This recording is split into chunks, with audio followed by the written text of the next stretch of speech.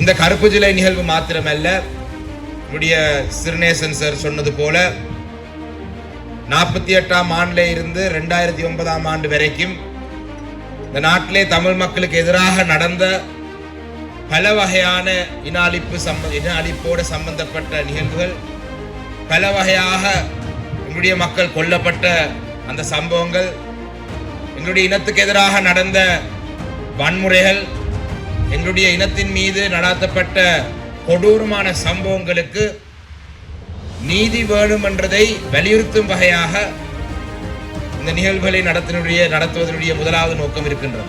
தமிழ் மக்களுக்கு ஒரு நிரந்தரமான அரசியல் தீர்வொன்றின் ஊடாக இந்த நாட்டிலே ஒரு தேசிய இன பிரச்சனை இல்லாமல் தமிழ் மக்களுக்கும் ஒரு கௌரவமான ஒரு தீர்வுடன் தமிழ் மக்கள் இந்த மண்ணிலே வாழ வேண்டும் என்றதை வலியுறுத்துவதற்காக நாங்கள் கடந்த காலத்தை பார்த்தால், கடந்த காலத்தில் இருந்த அரசாங்கங்கள் இந்த சர்வதேச விசாரணையில் மறுக்கிறதுக்கான காரணம் எதுவாக இருக்கும் என்று பார்த்தால், ஏதோ ஒரு வகையாக தாங்களும் அதிலே சம்பந்தப்பட்டவர்கள் தங்கள் மீதும் விசாரணைகள் வரும் என்றதினால அதை விரும்பவில்லை என்று நாங்கள் பார்த்திருக்கிறோம்.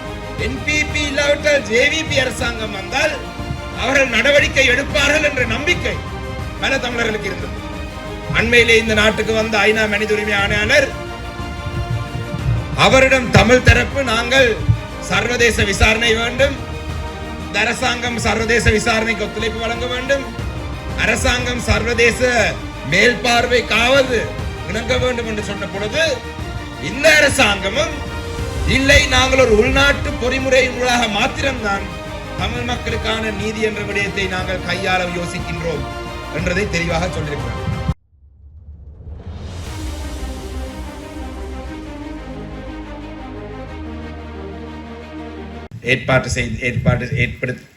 ஏற்பாடு செய்திருக்கும் இந்த நிகழ்வை தலைமை தாங்கிக் கொண்டிருக்கும் எங்களுடைய கோர்லைப்பற்று பிரதேச சபையினுடைய தவிசாளர் சகோதரர் சுதா அவர்களே, இலங்கை தமிழரசு கட்சியினுடைய மட்டக்களப்பு மாவட்ட கிளையினுடைய செயலாளரும் பாராளுமன்ற உறுப்பினரும் சிறுநேசன் சார் அவர்களே, பாராளுமன்ற உறுப்பினர் டாக்டர் ஸ்ரீநாத் அவர்களே, முன்னாள் பாராளுமன்ற உறுப்பினர் ஐயா யோகேஸ்வரன் அவர்களே, மட்டக்களப்பு மாநகர சபையினுடைய முதல்வர் அண்ணன் சிவம் பாக்கியநாதன் அவர்களே, எங்களுடைய ஏறாவூர்பற்று பிரதேச சபையினுடைய தவிசாளர் சகோதரர் முரளி அவர்களே, மண்முனைத்தென்னீர்பற்று பிரதேச சபையினுடைய தவிசாளர் வினோ அவர்களே, போரதீவுப்பற்று பிரதேச சபையின் தவிசாளர் மேனன் அவர்களே, மற்றும் எங்களுடைய துணை முதல்வர் தினேஷ், உப தவிசாளர் சகோதரர் வசி அவர்களே,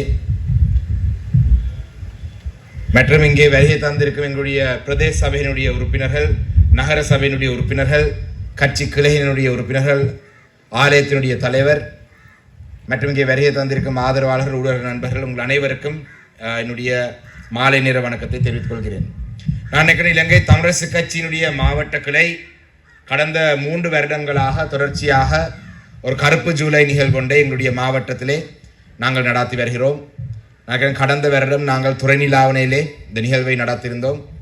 இந்த வருடமும் இந்த நிகழ்வை நாங்கள் நடத்த வேண்டும். ஆனால் 23ஆம் தேதிக்கும் 30ஆம் தேதிக்கும் இடையில் எங்களுக்கு ஒரு செய்யக்கூடிய தேதியாக அமைந்தது இன்றைய நாள் தான். அந்த வகையிலே தான் ஒரு அவசரமாக ஒரு குறுகிய காலத்துக்குள்ளே இந்த ஏற்பாடு செய்யப்பட்டிருக்கின்றது.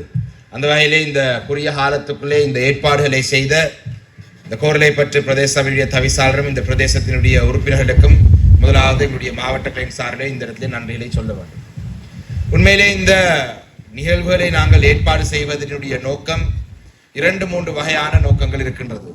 மாவட்ட கிளையினூடாக இந்த கருப்பு ஜூலை இந்த சம்பவத்தை அனுஷ்டிக்கும் வகையாக, இல்லாவிட்டால் இந்த சம்பவத்தை மறக்காமல் இருக்கும் வகையாக இந்த நிகழ்வுகளை ஏற்பாடு செய்வதிலே 2 வகையான நோக்கங்கள் இருக்கின்றது. மிக முக்கியமான முதலாவது நோக்கம், இந்த கருப்பு ஜூலை நிகழ்வு மாத்திரமல்ல, என்னுடைய சிறுநேசன் சார் சொன்னது போல 48ஆம் ஆண்டிலே இருந்து 2009ஆம் ஆண்டு வரைக்கும் இந்த நாட்டிலே தமிழ் மக்களுக்கு எதிராக நடந்த பல வகையான இன அழிப்போடு சம்பந்தப்பட்ட நிகழ்வுகள், பல வகையாக எங்களுடைய மக்கள் கொல்லப்பட்ட அந்த சம்பவங்கள், எங்களுடைய இனத்துக்கு எதிராக நடந்த வன்முறைகள், எங்களுடைய இனத்தின் மீது நடாத்தப்பட்ட கொடூரமான சம்பவங்களுக்கு நீதி வேணும் என்றதை வலியுறுத்தும் வகையாக இந்த நிகழ்வுகளை நடத்துவதனுடைய முதலாவது நோக்கம் இருக்கின்றது. இரண்டாவது நோக்கம், இந்த நாட்டிலே ஒரு நிரந்தரமான ஒரு அரசியல் தீர்வினூடாக இனி ஒரு காலமும் தமிழ் மக்களுக்கு இவ்வாறான வன்முறைகள் நடத்துவதற்கு, தமிழ் மக்கள் மீது இவ்வாறான வன்முறை நடத்துவதற்கு எந்த ஒரு அரசுக்கும் அதிகாரம் இருக்கக்கூடாது. தமிழ் மக்களுக்கு ஒரு நிரந்தரமான அரசியல் தீர்வொன்றின் ஊடாக இந்த நாட்டிலே ஒரு தேசிய இன பிரச்சனை இல்லாமல் தமிழ் மக்களுக்கும் ஒரு கௌரவமான ஒரு தீர்வுடன் தமிழ் மக்கள் இந்த மண்ணிலே வாழ வேண்டும் என்றதை வலியுறுத்துவதற்காக இரண்டாவது நோக்கமாக இந்த கூட்டங்களை நாங்கள் ஏற்பாடு செய்து நடத்தி கொண்டு வருகிறோம். என்னுடைய மாவட்டத்திலே நாங்கள் பல நிகழ்வுகளை நாங்கள் நடத்தி வந்தாலும் இந்த கருப்பு ஜூலை நிகழ்வு ஒரு மிக மிக முக்கியமான ஒரு நிகழ்வாக நாங்கள் ஒவ்வொரு வருடமும் நாங்கள் நடத்த வேண்டும். ஏனென்று சொன்னால் உண்மையிலே 83ஆம் ஆண்டு இந்த கருப்பு ஜூலை கலவரம் என்றது 83ஆம் ஆண்டுக்கு முதலிருந்து நடந்த அந்த தொடர்ச்சியாக நடந்து வந்த பல சம்பவங்களிலே மிக கொடூரமான ஒரு சம்பவமாக அந்த காலப்பகுதியில் இந்த கருப்பு ஜூலை சம்பவம் இருந்தது. ஆனால் நான் கூட பிறந்தது 90ஆம் ஆண்டிலே தான், 1990ஆம் ஆண்டிலே தான் நான் கூட பிறந்தது. அவை இன்று என்னுடைய வயதை சேர்ந்தவர்கள், வயதை எட்டியவர்களுக்கு, கூடுதலானவர்களுக்கு 83ஆம் ஆண்டு கலவரத்தை பற்றி வாசித்தால் தெரியும், இல்லாவிட்டால் யாராவது சொன்னால்தான் தெரியும். அந்த வகையிலே இந்த நிகழ்வுகளை நடத்துவதனுடைய நோக்கமாக எங்களுடைய இளைஞர்களுக்கும் நடந்த அநீதிகள், இந்த கொடுமைகளை பற்றி அறிந்து கொள்றதுக்கு சந்தர்ப்பங்களை எங்களுடைய கட்சியினூடாக நாங்கள் ஏற்பாடு செய்து கொடுக்க வேண்டும். ஏன் நாங்கள் எங்களுடைய இளைஞர்கள் இந்த விடயங்களை அறிந்திருக்க வேண்டும் என்று சொன்னால், இந்த கொடூரமான சம்பவங்களுக்கு 2009ஆம் ஆண்டில் நடந்த இறுதி போராட்டத்திலே நடந்த கொடூரமான சம்பவங்கள் இவை அனைத்துக்கும் நாங்கள் நீதி கோருவதாக இருந்தால், நாங்கள் துரதிர்ஷ்டவசமாக இலங்கை அரசாங்கத்திடம்தான் நாங்கள் நீதி கேட்க வேண்டியதாக இருக்கின்றது. தமிழரசு கட்சி தொடர்ந்தும் சர்வதேச விசாரணை வேண்டும், சர்வதேச மேல்பார்வை இருக்க வேண்டும், சர்வதேச அழுத்தம் இருக்க வேண்டும், சர்வதேசம் தலையிட வேண்டும், சர்வதேச ரீதியான விசாரணைகள் நாங்கள் செய்ய வேண்டும் என்று எத்தனை வருடங்களாக நாங்கள் சொல்லி வந்தாலும் இலங்கை அரசாங்கம் நாங்கள் அந்த ரோம் ஸ்டாட்யூட் லோவை கைச்சாத்தவில்லை என்றதை சொல்லி, இலங்கை அரசு கைச்சாத்தவில்லை என்றதை சொல்லி சர்வதேச குற்றவியல் நீதிமன்றத்துக்கு நாங்கள் போக முடியாது என்றதை தொடர்ச்சியாக சொல்லிக் கொண்டு வருகிறார்கள். நாங்கள் தமிழரசு கட்சி தொடர்ச்சியாக சர்வதேச ரீதியான விசாரணை வேண்டும் என்று சொன்னாலும் கூட இலங்கை அரசாங்கம் அதை தொடர்ந்து மறுத்து கொண்டிருக்கின்றது.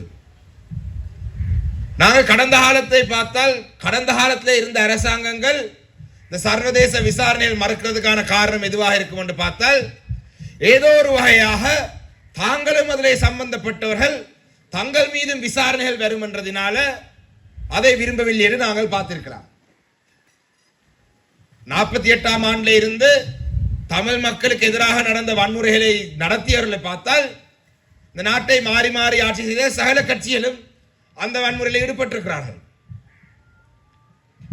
தற்பொழுது இருக்கிற ஜேவிபி கட்சி, இல்லாவிட்டால் தேசிய மக்கள் சக்தி கட்சி 2024ஆம் ஆண்டு வரைக்கும் எந்த ஒரு காலப்பகுதியிலும் இந்த நாட்டை ஆட்சி செய்யவில்லை. 2024ஆம் ஆண்டு வரைக்கும் அவள் ஆட்சி செய்யாத காரணத்தினால் பல தமிழர்களுக்கு நம்பிக்கை இருந்தது. தமிழர்களுக்கு எதிராக பல அரசாங்கங்கள் முன்னெடுத்த வன்முறைகளை என்பிபி இல்லாவிட்டால் ஜேவிபி அரசாங்கம் வந்தால் அவர்கள் நடவடிக்கை எடுப்பார்கள் என்ற நம்பிக்கை பல தமிழர்களுக்கு இருந்தது. ஏன் எங்களுடைய மாவட்டத்தில் எங்களுடைய ஒரு பொதுச்சபை உறுப்பினர் ஜனாதிபதி தேர்தலுக்கான அந்த வாக்கு என்ற நிலையத்தில் நான் இருந்த பொழுது எங்களுடைய கட்சியிலே இருக்கிற 50 பொதுச்சபை உறுப்பினர்களிலே ஒருவர் மட்டக்களப்பு மாவட்டத்தை சேர்ந்த என்னை சந்தித்து சொன்னார், நாங்கள் வென்று விட்டோம் என்று சொன்னார். இப்ப நான் பார்த்தேன், எனக்கு தெரியாமல் இலங்கை தமிழரசு கட்சி ஆதரித்தது ஒரு வேட்பாளரை, ஆனால் வென்று விட்டது இன்னொரு வேட்பாளர். நான் ஏதோ நான் பிள்ளையாக செய்திகளை பார்த்து கொண்டிருக்கிறேன். நான் என்ன வென்று இருக்கிறோம் என்றால் என்ன சொல்றீங்கள் என்று அந்த உறுப்பினர் சொன்னார், இல்ல அன்றகுமார திசாநாயக்க வென்று இருக்கிறார் என்று. அப்ப நான் கேட்டேன், நீங்க தமிழரசு கட்சியை சேர்ந்த ஒரு உறுப்பினர், நீங்களே இதை சொல்றீங்கள் என்று. அப்ப அவர் என்ற ஒரு விடயத்தை சொன்னார். அவர் சொன்னார், கடந்த காலத்திலே தமிழ் மக்களுக்கு எதிராக எங்களுடைய மாவட்டத்திலே ஒட்டுக்குழுக்களிலே இருந்தவர்களை ரணில் வந்தாலும் சரி, சஜித் வந்தாலும் சரி, எவர் வந்தாலும் தண்டிக்க மாட்டார்கள். அவர்களை பாதுகாக்க தான் முயற்சிப்பார்கள். அந்த காரணத்தினால இந்த தேர்தலிலே கட்சியினுடைய தீர்மானத்துக்கு மாறாக நான் அனுரகுமார திசாநாயக்க வெல்ல வேண்டும் என்று நான் வேலை செய்த நான் என்று சொன்னார். ஆனால் அதே அவர் சொன்னார் என்று நாங்கள் வடிவாக பார்த்தால் அது சொன்னதுடைய நோக்கம் இல்லை, சொன்னதுக்கான காரணம் இந்த 83ஆம் ஆண்டு நடந்த கலவரமாக இருக்கட்டும், இல்லாட்டி 56ஆம் ஆண்டு நடந்த கலவரமாக இருக்கட்டும், 2009ஆம் ஆண்டு நடந்த எங்களுடைய இறுதி போராட்டத்தில் நடந்த இனாலிப்பாக இருக்கட்டும், எந்த ஒரு விடயத்துக்கும் மாறி மாறி ஆட்சி செய்த அந்த கட்சியை சேர்ந்தவர்கள் ஒழுங்கான விசாரணைகள் செய்ய மாட்டார்கள் என்ற ஒரு எண்ணம் மக்களுடைய மனதிலே இருந்தது. அதனாலதான் என்னை பொறுத்தளவிலே கடந்த பாராளுமன்ற தேர்தலிலே சில நேரங்களிலே தேசிய மக்கள் சக்திக்கு எங்களுடைய மக்களும் வாக்களித்திருக்கலாம். ஆனால் ஜனாதிபதி தேர்தல் முடிந்து ஒரு வருடம் கூட ஆகவில்லை, பாராளுமன்ற தேர்தல் முடிந்து ஒரு 8-9 மாதங்கள் கூட ஆகவில்லை. ஆனால் தேசிய மக்கள் சக்திக்கு தமிழ் மக்களுக்கு எதிராக நடந்த இந்த வன்முறைகள் கொடுமைகளுக்கான விசாரணைகளை முறையாக செய்வதற்கு, தமிழ் மக்கள் இந்த நீதி வேணும் என்று சொல்ற விடயத்துக்கு நீதியை வழங்குவதற்கு கிடைத்திருக்கிற முதலாவது சந்தர்ப்பத்தை கூட அவர்கள் தமிழ் மக்களுக்கு சார்பாக பயன்படுத்த தவறியிருக்கிறார்கள். அண்மையிலே இந்த நாட்டுக்கு வந்த ஐநா மனித உரிமை ஆணையாளர், அவரிடம் தமிழ் தரப்பு நாங்கள் சர்வதேச விசாரணை வேண்டும், இந்த அரசாங்கம் சர்வதேச விசாரணைக்கு ஒத்துழைப்பு வழங்க வேண்டும், அரசாங்கம் சர்வதேச மேல்பார்வைக்காவது இணங்க வேண்டும் என்று சொன்ன பொழுது இந்த அரசாங்கமும் இல்லை, நாங்கள் ஒரு உள்நாட்டு பொறிமுறையினூடாக மாத்திரம்தான் தமிழ் மக்களுக்கான நீதி என்ற விடயத்தை நாங்கள் கையாள யோசிக்கின்றோம் என்றதை தெளிவாக சொல்லியிருக்கிறார்கள். அதாவது ரணில் விக்ரமசிங்க சொன்ன truth commission, TRC, truth and reconciliation commission, இந்த டிஆர்சி என்ற விடயத்தை தான் விஜித வேராத் அவர்கள் என்பிபி அரசாங்கம் தமிழ் மக்களுக்கு எதிராக நடந்த இந்த வன்முறைகளுக்கான நீதியை பெற்று தருவதற்கான பொறிமுறையாக விஜிதேராத் அவர்களும் இந்த டிஆர்சி என்றதை தான் சொல்லியிருக்கின்றார். டிஆர்சி என்று சொல்லி சொன்னால் அந்த டிஆர்சிக்குள்ளே ஒரு நீதிமன்ற பொறிமுறை இல்லாத ஒரு டிஆர்சி ஒன்றை தான் இவர்கள் முன்மொழிகிறார்கள். அப்படி பார்த்தால் இந்த என்பிபி அரசாங்கத்தினூடாகவும் தமிழ் மக்களுக்கு எந்த ஒரு நீதியும் கிடைக்க போவதில்லை என்றது தற்பொழுது உறுதியாக தெரிகின்றது. ஏனென்றால் தமிழ் மக்களுக்கு நீதி கொடுக்க வேண்டும், அதிலேயும் என்பிபி அரசாங்கத்துக்கு எந்த தொடர்பும் இல்லாத காலப்பகுதியில் நடந்த வன்முறைகள், குற்றவாளிகளாக தண்டிக்கப்பட போற அரசியல் தலைவர்கள் எவருமே ஜேவிபியை சேர்ந்தவராக இருக்க மாட்டார்கள்.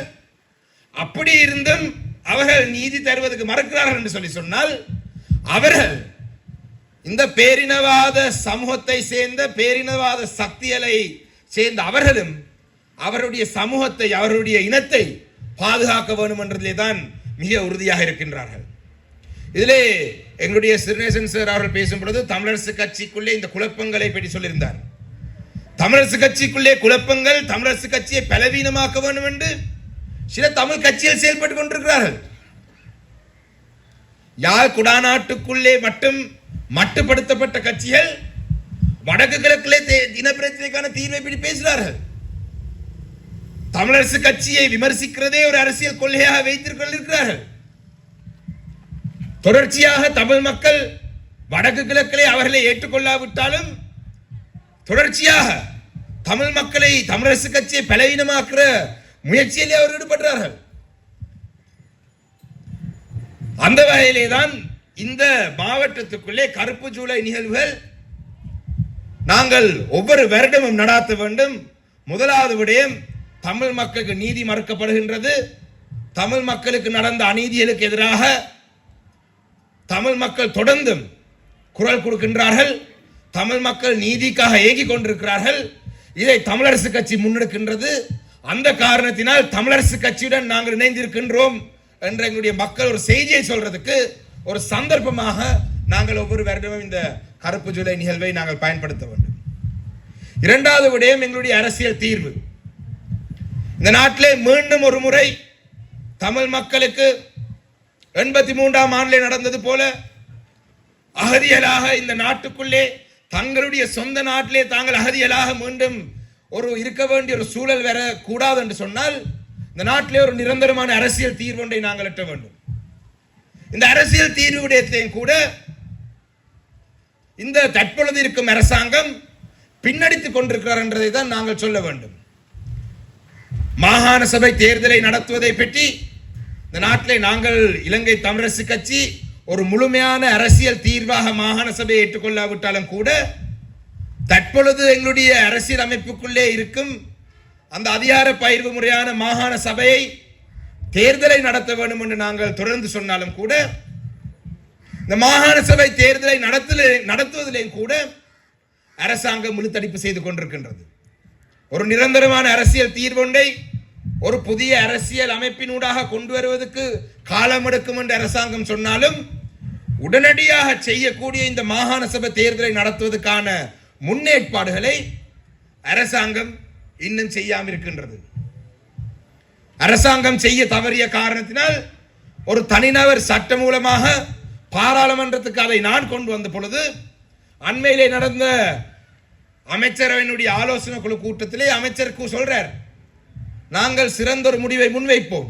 இப்ப நான் கேட்டேன் அவர்கிட்ட, மாகாண சபை தேர்தலை உடனடியாக நடத்துறேன் சொன்னால் நீங்கள் முன்வைக்க வேண்டிய சிறந்த ஒரு தீர்மானம் நான் கொண்டு வந்த சட்ட மூலத்தை நீங்கள் அதை சாணக்கியனுடைய சட்ட மூலம் என்றதின் காரணத்தினால் அதை ஏற்க விருப்பப்படாவிட்டால் அதை ஒரு அரச சட்ட மூலமாக நீங்கள் மாற்றி எடுத்து நீங்கள் பேரையும் புகழையும் எடுக்கலாம், அதை நீங்கள் செய்யலாம் தானே என்றதை இந்த மாகாண சபை மற்றும் உள்ளூராட்சி மன்றங்களுக்கான அமைச்சினுடைய ஆலோசனை கூட்டத்திலே அண்மையிலே 24ஆம் தேதி நான் முன்வைத்தேன். அதுக்கு அமைச்சருக்கு சொல்றதுக்கு எந்த பதிலும் இல்லை. மீண்டும் இன்னொரு திகதியிலே நாங்கள் இதை பற்றி பேசுவோம் என்று சொல்லி ஒரு புதிய திகதி ஒன்றை தந்திருக்கின்றார். ஆனால் மாகாண சபைக்குள்ளே இருக்கும் அதிகாரங்கள் மாகாண சபைக்கு உட்பட்ட விடயங்களை அரசாங்கம் தொடர்ந்து பலவீனமாக்கி கொண்டு வருகின்றார்கள். நேற்றைய தினம் காலையிலே கூட அது வெளிப்படுத்தப்பட்டது. நேற்றைய தினம் நான் எங்களுடைய வீதி அபிவிருத்தி சம்பந்தமான ஒரு கேள்வி கேட்ட பொழுது மிக தெளிவாக கேட்ட கேள்வி, எங்களுடைய மாகாண சபைக்கு உட்படுத்தப்பட்ட ஆர்டிடி பிரதேச சபைகளுக்கான வீதிகளை அபிவிருத்தி செய்வதற்கு மத்திய அரசாங்கம் மாகாண சபைக்கு அந்த நிதியை வழங்கினால் நாங்களே அந்த வேலையை செய்வோம். அதுக்கு பிரதி அமைச்சர் ஒரு பதிலை சொல்றார், கேபினட் அமைச்சர் இன்னொரு பதிலை சொல்றார்.